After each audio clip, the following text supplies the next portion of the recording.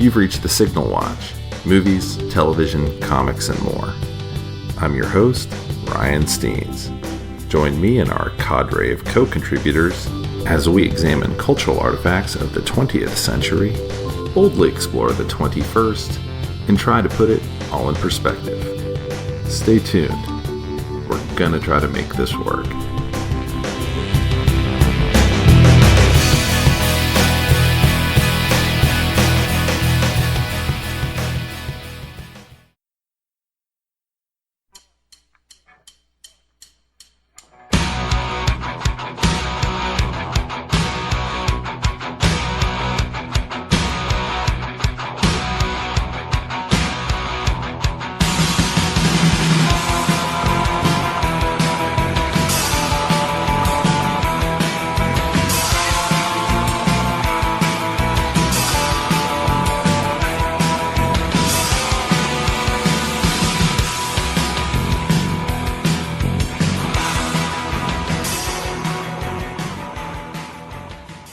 Hey everybody, and welcome back to the Signal Watch. As always, I'm your host, Ryan Steens, and with me this evening is... Matthew. Hello, Matthew. I am so delighted to finally have you on. It's been a while. I've been promising to do this for, I think, 2 years now. Oh, no. Since the pandemic, it's been Since longer. before the pandemic, yeah. So, yeah, time gets away from you.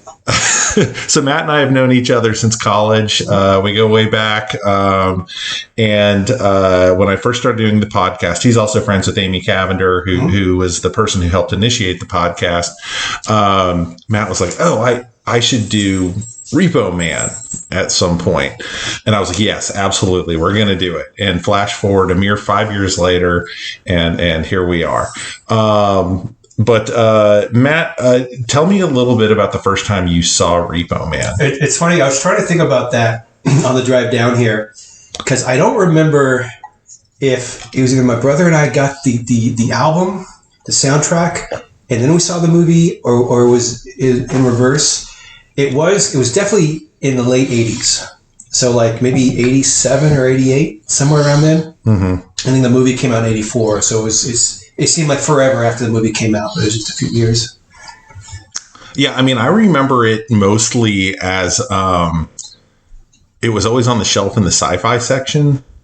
Yep. And I always thought it was going to be like Class of 1984 or one of those movies. And we're actually looking at the album has like the sort of the movie poster kind of on it. And it just looks like a low budget, like Carrie ripoff for some reason. He like Emilio Estevez is standing in front of this car.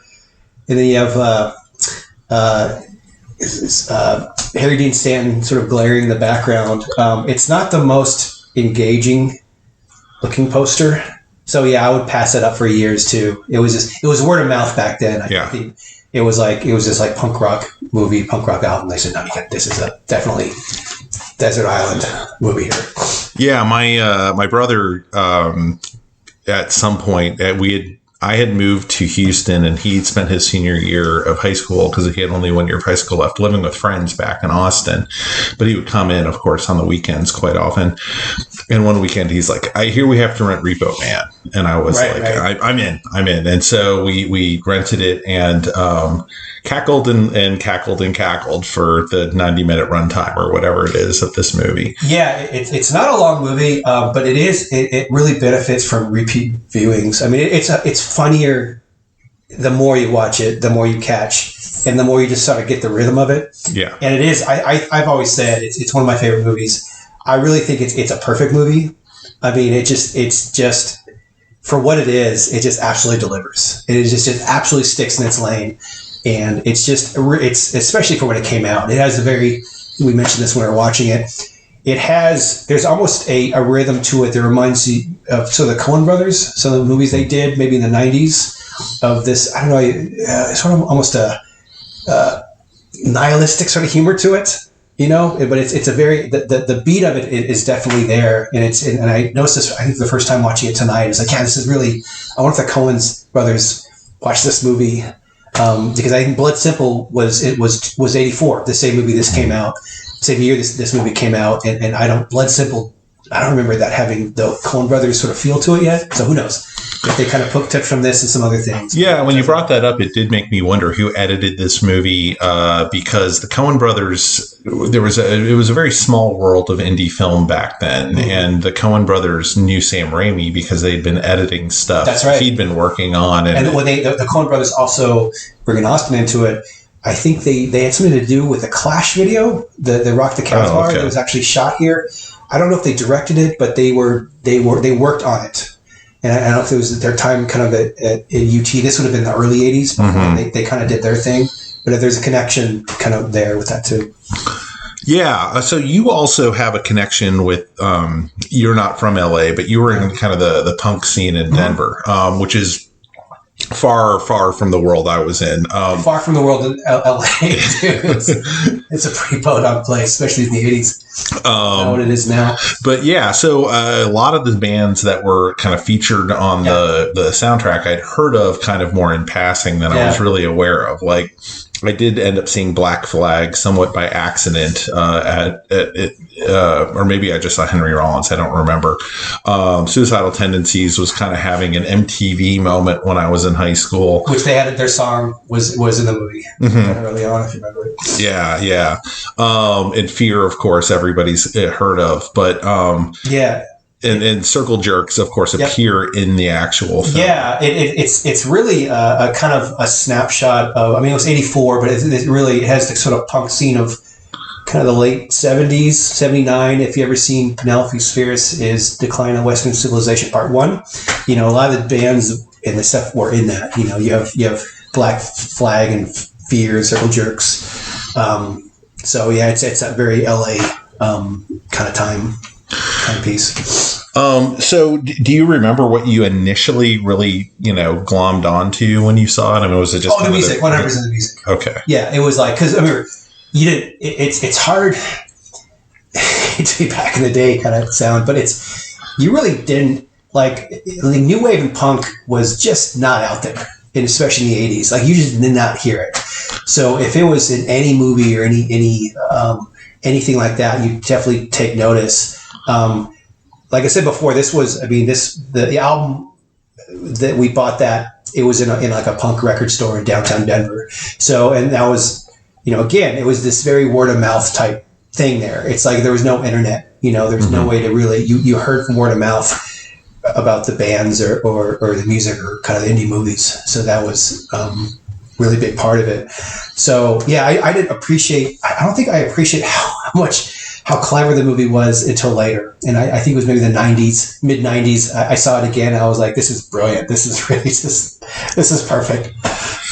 Yeah, I mean, I remember the music early on. My impression, because I wasn't coming to it necessarily for the music, was like, I definitely got and I think that if I was to try and explain to someone what it was like to be kind of a mid-range Gen Xer, I would put this movie in their hand. Like, there's the Cold War kind of nihilism is just baked very into 80s. Yeah. It's a very 80s, and it's sort of like coming off of the early 70s and late 60s, sort of naive.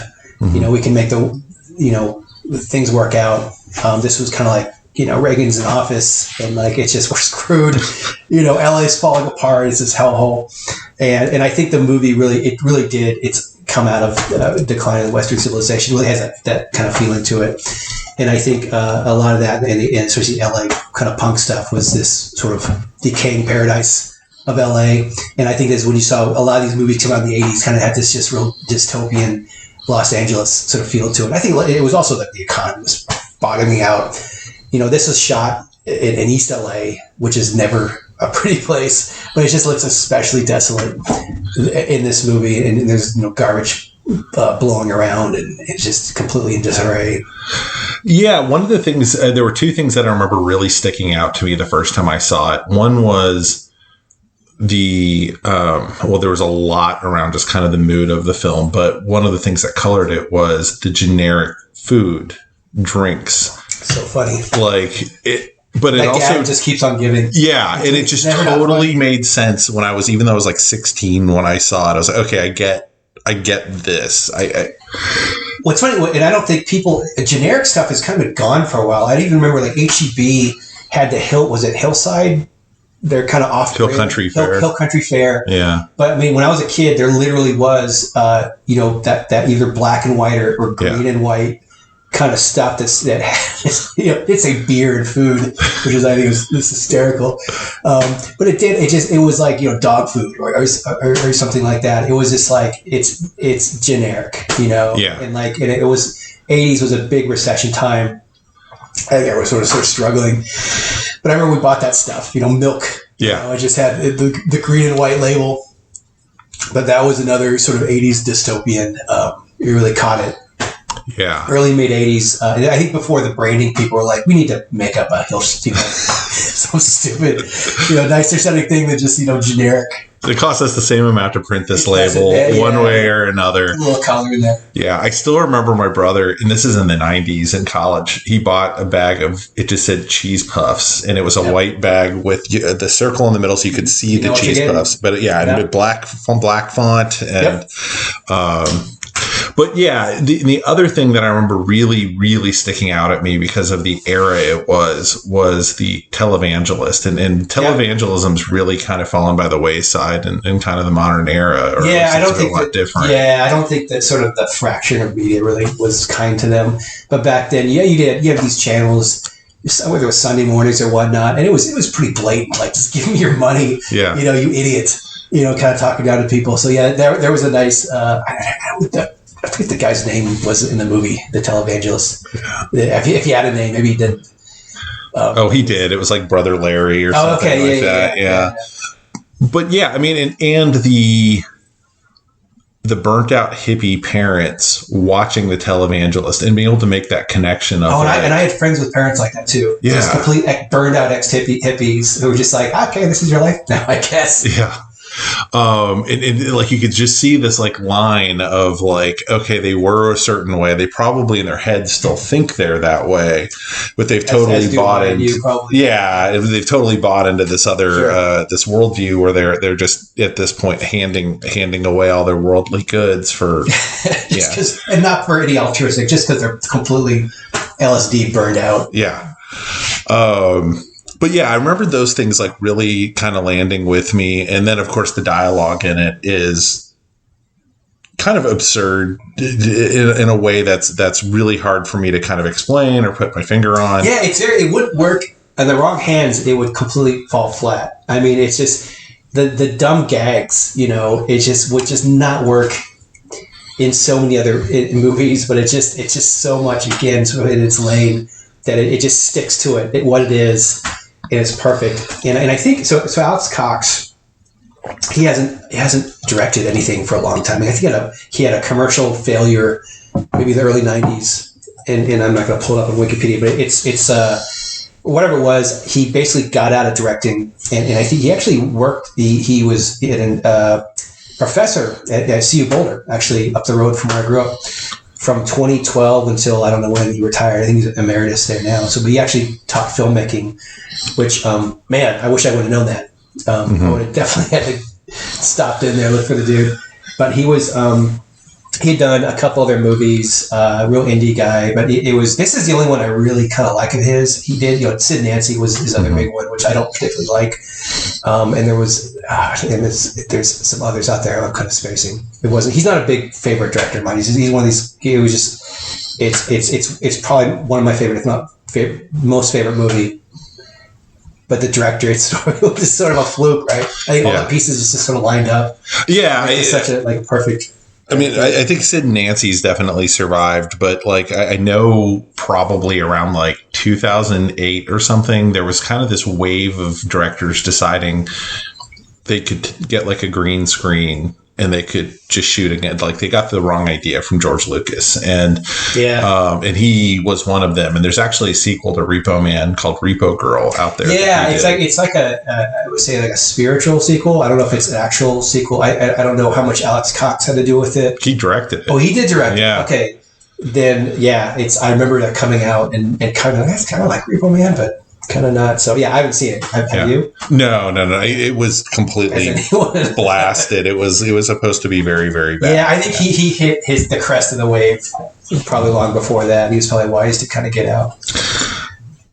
It is an interesting movie to me that it's both kind of like this incredibly concrete movie in some ways. But then it's got kind of this absurdist kind of POV satirist view of like what's happening kind of in the world in the 80s.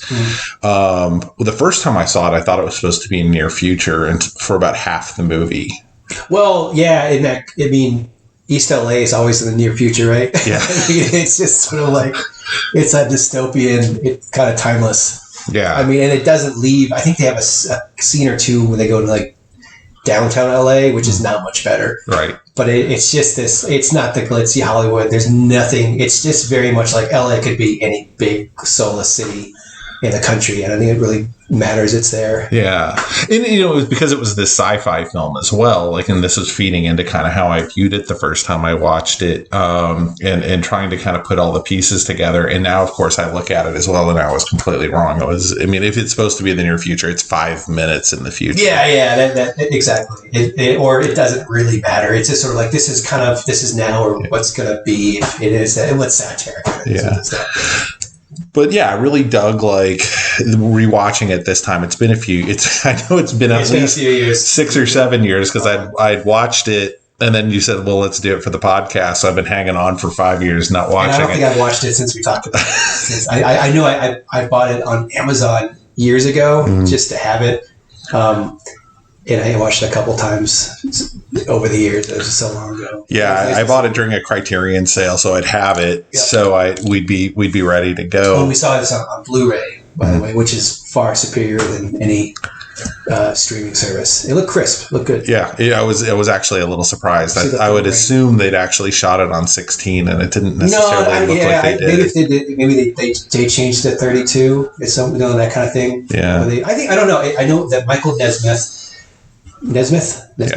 produced it, and so he kind of fronted the money, I think, and they had some deal. I don't know what the name for it is, but I think it was sort of it's sort of a, we'll guarantee this many theaters or whatnot. It was sort of a gamble, but I think it did okay. It did. I was reading today about it. It actually got, I don't know how well it did at the box office. I assume it was an art house circuit. Yeah. I don't know. I didn't watch it in the theater, but it was well reviewed. Like Roger Ebert loved it. And I think it's because it was so bizarre. And I think it came out in the summer and along whatever else was coming out in 84. And it was just out of left field. And again, I think it's successful because it is just so true to what it is. Yeah. And other movies I think that are like that are like sort of the Road Warrior movies, the Mad Max movies. It's just like, it's not, like people think of it as high art, but I love that stuff because it is absolutely true to what it is. It's just so perfect. It's like a comic book, right? Yeah. I mean, I really appreciate the kind of punk ethos that's baked into it. It's one of the few things I would point to that both like understands that ethos, but also understands the absurdity of it. And is not afraid. I mean, maybe because he's a little bit older and whatnot, he's kind of like, well, some of these guys are complete jackasses, and so it's Cox's. Yeah. It's funny. You have what is it? Dick Rude and Miguel Sandoval as with Archie and we got the guy Duke and Archie. Yeah. Archie, by the way, Miguel Sandoval. Google him. He went on to be a huge character actor. He's with a million things, and he looks really different now. I mean, really different from that movie. He usually plays like the grizzled kind of cop. We're not even cop, like sergeant. That's kind of his thing, or FBI agent. He's been in like I'm sure a million like SUVs and those kind of shows. But he's that's such a left field from what that guy kind of continued to do. Emilio Estevez, I gotta think that's probably his first or second movie. I mean, it predates the Hughes, the what was it, 16 Candles? What was it? Breakfast Club. By a couple years. But I mean, I think he was 19 or 20. And, just Martin Sheen's kid. They got this little indie, goofy movie. Which was part of, by the way, why I skipped it initially. I was like, oh, he's like in the Brat Pack. Yeah, this is pre-Brat Pack. Yeah, absolutely. And one of the things I love, well, his performance is something. He's fantastic. Yeah. That laugh of his is just, that alone. The cackle. And it's something that, I mean, I'm 48 now. I don't have that in me anymore. Mm-hmm. Like, that's long gone. I'm probably far closer to Harry Dean Stanton at this point. But the delight in the chaos is something that yeah, he's a suburban punk. Yeah, a white suburban punk, like he says. No, he doesn't give a shit about anything. He's a complete nihilist goofball, and like he's the hero of the movie. It's freaking great. Like, this is the hero. I guess him and Harry Dean Stanton, and Harry Dean Stanton, of course, who's just anything he's in, he's perfect in. Mm-hmm. And he's kind of, I don't know how much range Harry Dean Stanton always had. He's Harry Dean Stanton, right? Right. But he's just like, he's a delight in anything he's in. But I think that movie probably has more gems of just dialogue for him, probably for everyone. Mm-hmm. But Harry, there's so many things. Every other line is just a gem that comes out of that guy's mouth in that movie.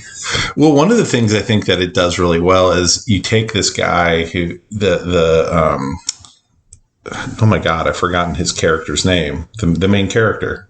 Otto. Mm-hmm. You take Otto, who is this suburban punk who's like this far away from being like, let's go do some crimes. And now he's found this new group of people, and he's just like delighted at the chaos of everything that's going on. But also he hears like, oh, there's this code in one of the greatest scenes in cinema of he and Harry Dean Stanton just doing piles of speed while he's being told about the ethos of what it takes to be a good repo man. I think it's a play on the robotics, the Asimov's robotics ethos or something. I'll have to look it up, but it's a play on that. Yeah, don't let anything happen to the car through inaction or inaction. Right. But he's it's a great. Everyone's just absolutely perfect characters. Jimmy Buffett has a cameo as one of the G-men.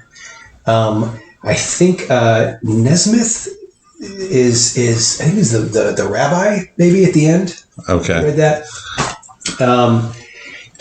Kevin the nerd is actually was played in a lot of the old punk bands. I think he was in the Weirdos, and he went on to play with the Circle Jerks after that movie. I think he actually met them there. Was like, "Can I play in your band?" And he said, "Sure."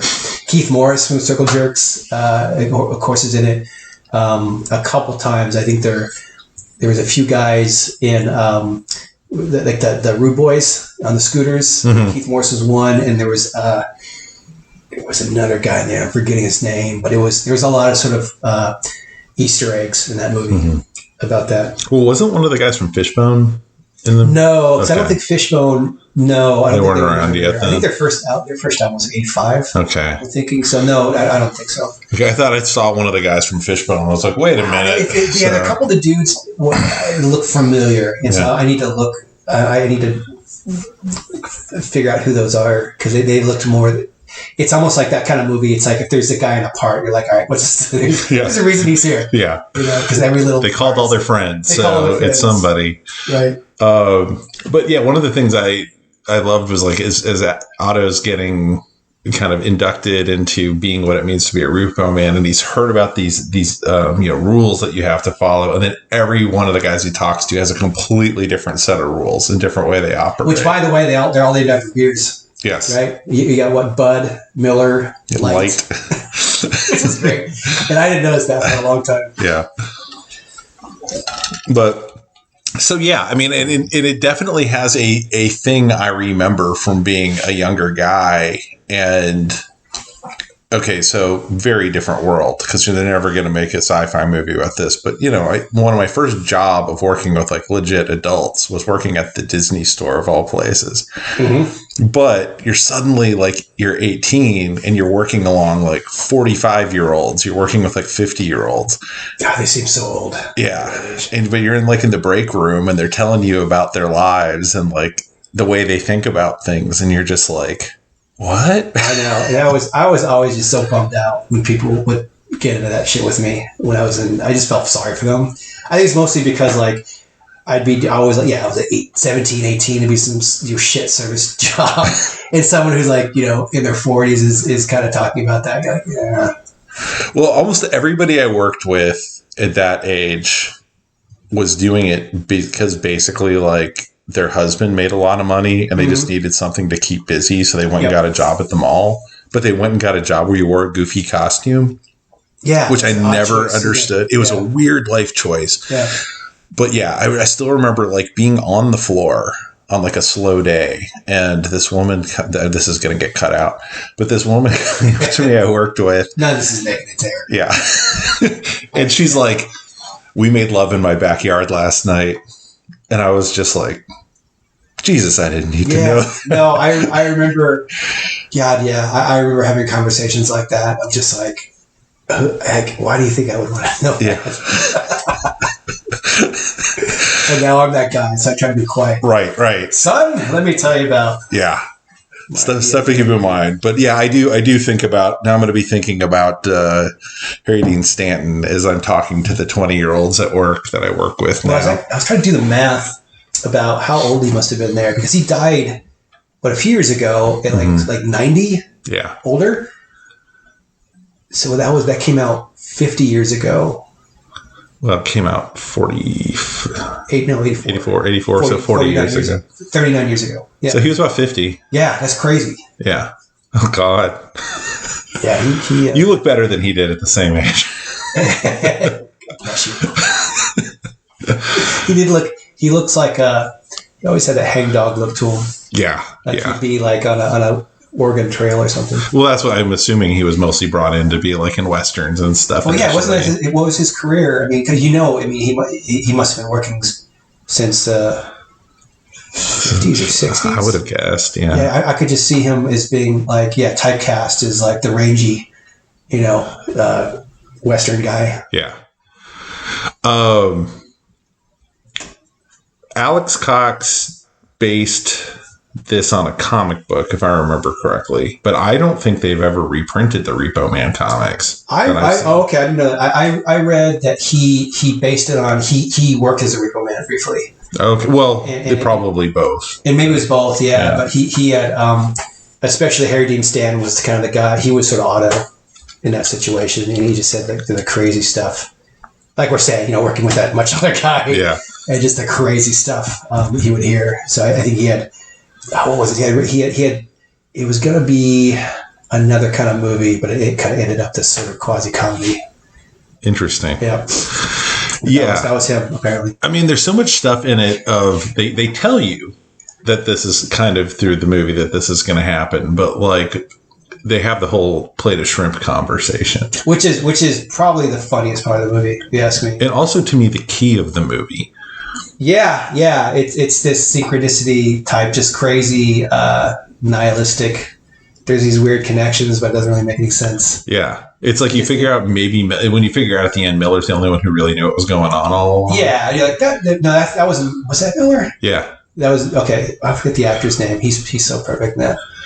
But yeah, he does. He does he has a great outlook. Time machines. Yeah, you got it.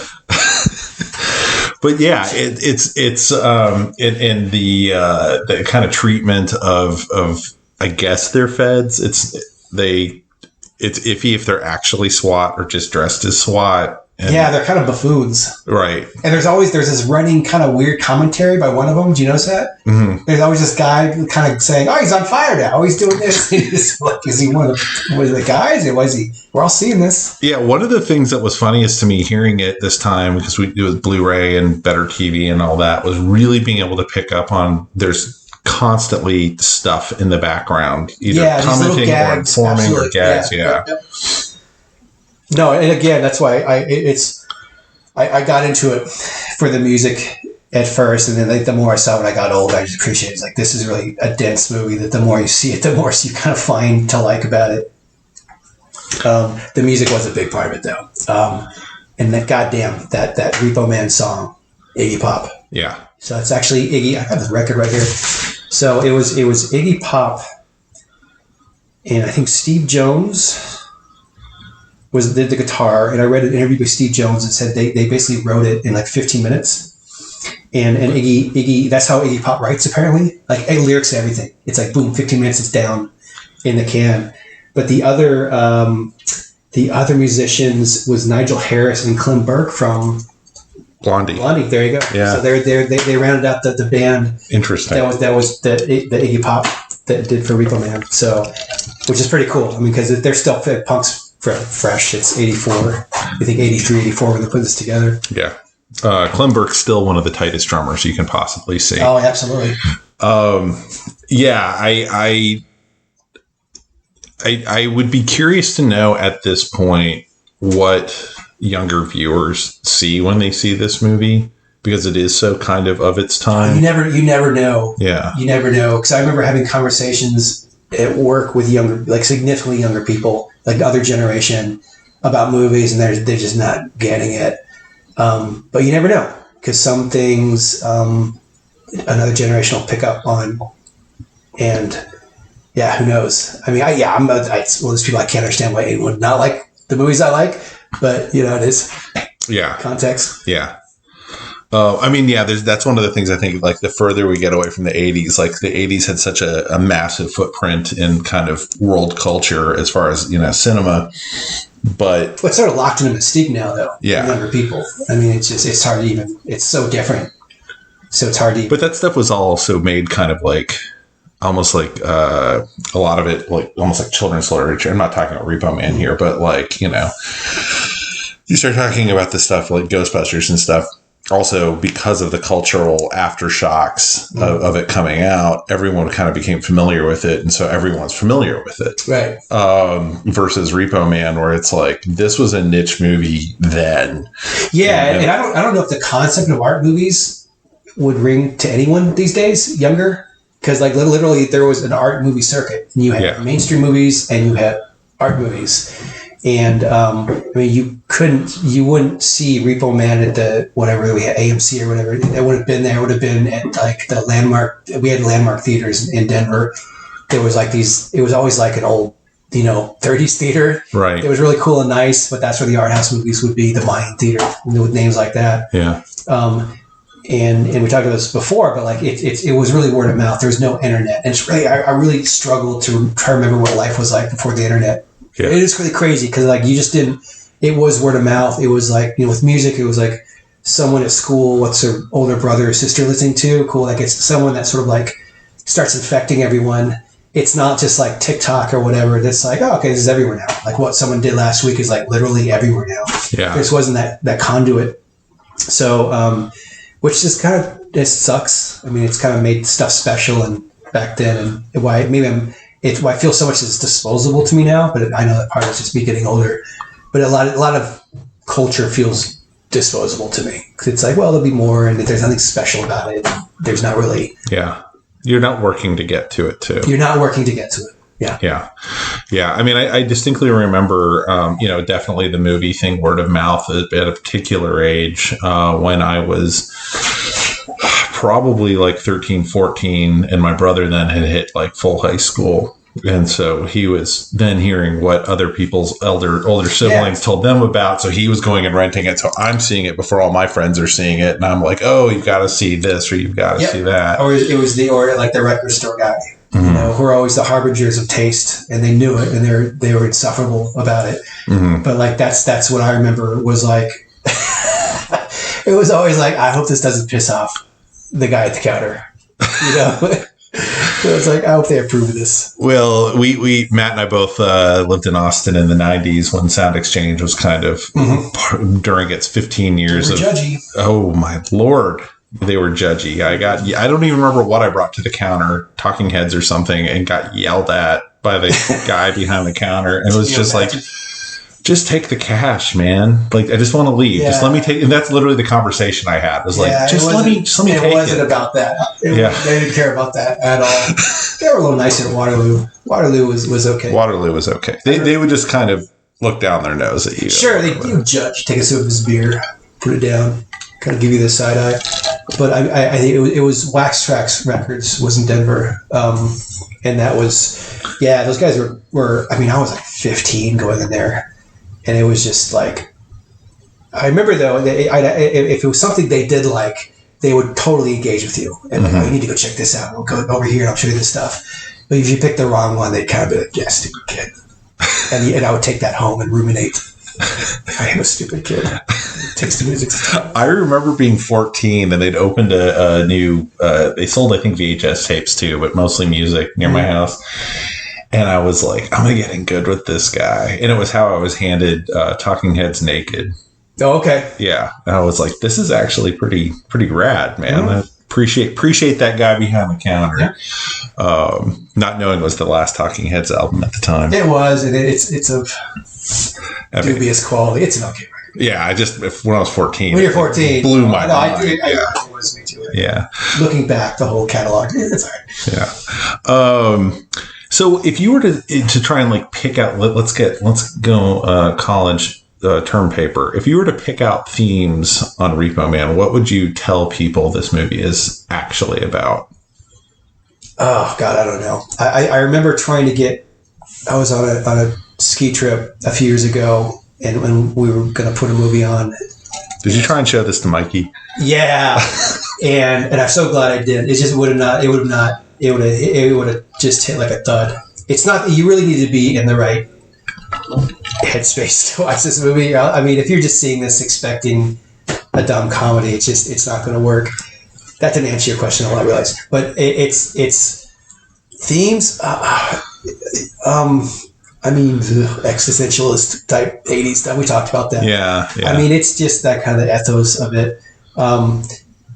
It's kind of this laughing at sort of impending doom. Like people, 80s was like the day after and the old nuclear threat, kind of before the Soviet Union.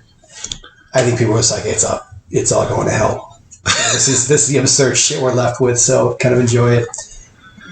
Yeah, I mean, and I think that's something that in particular, like whether it was art, film, or whatever, I think that's one of the things that would fall flat with a lot of newer audiences. It wouldn't.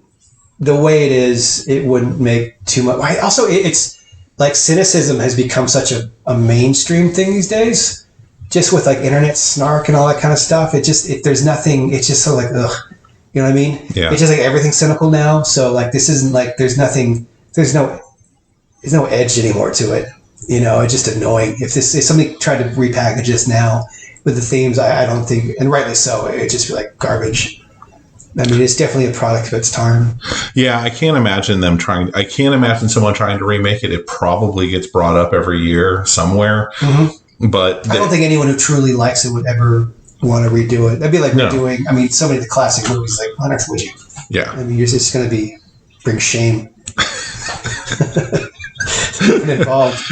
Yeah, well, I mean, it's just not the same if like this is like Repo Man starring Justin Timberlake or whatever, who is, by the way, that when we were talking. Well, wait a minute. Yeah, well, I don't know. I mentioned Southland Tales to you post movie, and he is in Southland Tales. We should talk about that a bit because I have not seen it. Yeah, and the little I know about it, I saw the trailer, and then it was gone. It was really sort of like, I think you said it got a 20-minute, pretty much anti-standing ovation. Yeah, it got deeply booed for quite a while at Cannes when it was released. As I imagine, Repo Man probably would have at Cannes. I think Repo Man's also very American. I think it would have done okay in the 80s if they showed it. Yeah, because I mean, people again like Roger Ebert liked it. I think it was well reviewed because it was so bizarre. Mm-hmm. Because it's sort of an anti-art movie too. It's a very much like there's nothing pretentious about this movie at all. Good Lord, no. But it is bizarre, and it's in the same kind of way. I mean, even David Lynch people could be like, hey, kind of call up his bum on that one. But like it's just goofy, but goofy in a really strange way.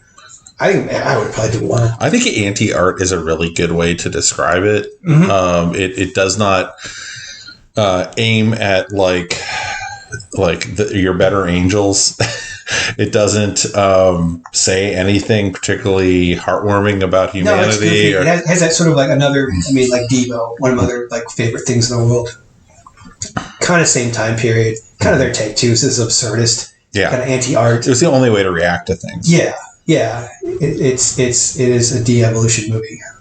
Yeah. Kind of. So yeah, I think again, just very much of its time, in parts of it. I mean, I think we've talked about this before. People think there's this whole now people think of the 80s and they're like, apparently they think of like, oh, Joy Division, The Cure, and all this stuff was huge. No, it wasn't. It was like, it was a blight. I mean, it was the popular landscape was just complete garbage, and most of that stuff really hasn't stood the test of time. I mean, just go back and look at like what was on the billboards in the 80s. It's like, where are they now? I mean, just so much of this stuff was like it is today. I mean, it's just kind of flash in the pan.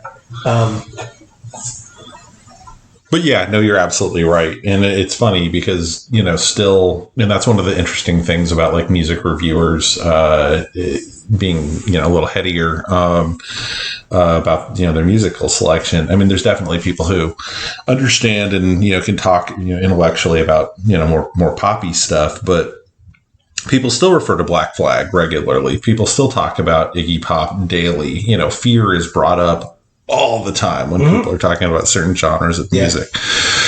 And these guys were all at the center of it. And I think a lot of the stuff they were on about does end up like in this film.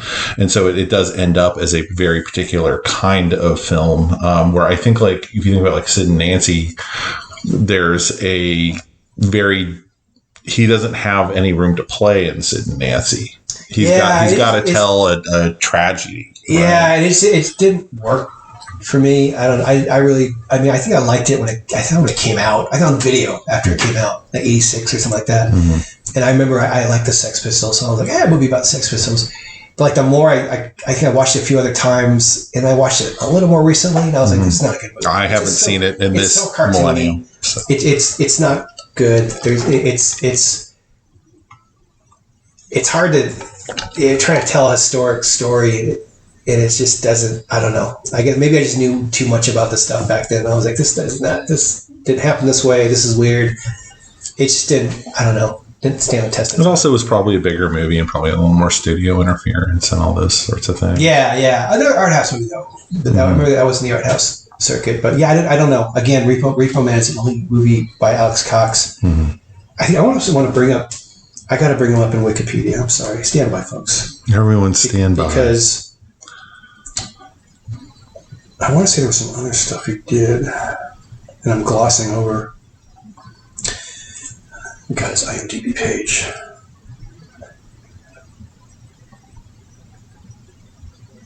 Searchers 2.0. The Oxford Murders. No.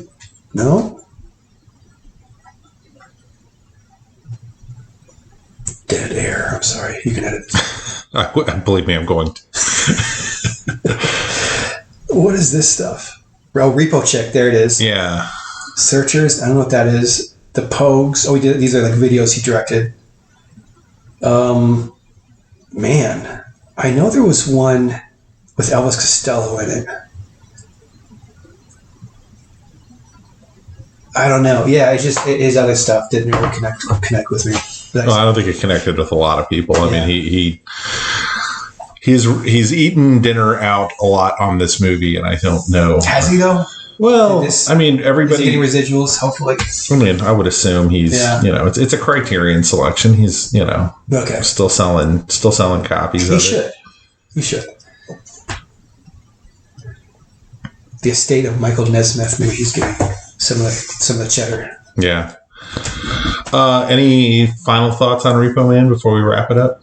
No. How long does this go, by the way? It goes as long as it does until we finish, and we're at about 45 minutes. Okay, that's respectable. I was worried we were going to do like 8 minutes and gas out. You need to like have sponsors so you can like cut in with like reads. Well, if you want to, we used to have a sponsor. It won't be whoever you had for dinner. Oh, Craigos, yeah. No, Craigos is not going to sponsor this. Right now, there's a single guy working at Craigos with his earbuds in, making pizza. Tear in his eye. He just was like, "Oh my god, we got to sponsor that podcast." Can you do sponsorship? Did you have sponsorship with something? I did. Why don't you get some cheddar going with this? You have listeners, right? Do you have? Oh yeah, I get dozens. Dozens. Yeah, that could be Schlotsky's or something. Sandwiches. If you would like to volunteer to be I'll be your ad guy. Yeah, you can work that out. All right. No, that's all I have for the Repo Man. Okay, it's a great movie. it's if it. I don't know if it's ever on Netflix or if it ever goes in that rotation. Probably not. But if it does, guys, go check it out. If not, rent it. Don't be cheapskates. It's probably $4 on Amazon. Yeah, I mean, I haven't looked at Just Watch or whatever, but yeah, it was not one of the first ones I got during a Criterion sale, but it was probably one of the like second wave or third wave ones I did when I was checking out Criterion sales. One is going on right now at Barnes and Noble. Might still be by the time this comes out. So, all right. Thank you so much, Matthew. My pleasure. I'm glad it only took 5 years. We'll do another one in 2028. Yeah. All right. Thanks so much. I'm crazy. When I went to your schools, I went to your churches, I went to your institutional learning facilities. So how can you say I'm crazy? Say to go to pick my brain, leave me suffering at my face. By the time they pick my head, better lady, I'll be dead. I'm not crazy. Here's the truth. You're the one that's crazy. Here's the truth. You got me crazy. Here's the truth. They take me in and introduce and say what's the only solution to get needed from the crowd to protect me from the enemy myself. Doesn't matter. I'll probably get hit by a car anyway.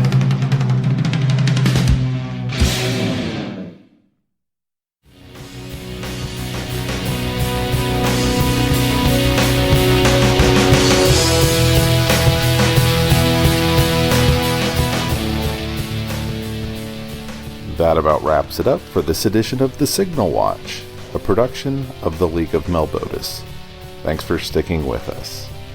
If you enjoyed the podcast, we invite you to drop on by the Signal Watch blog, where you'll find write-ups of a wide variety of movies and more. We'd love to hear from you, so find us online and let us know what you think. Whether you prefer email, blog comments, or social media, we'll be happy to hear from you. We'll be back soon with more exceedingly high-quality content.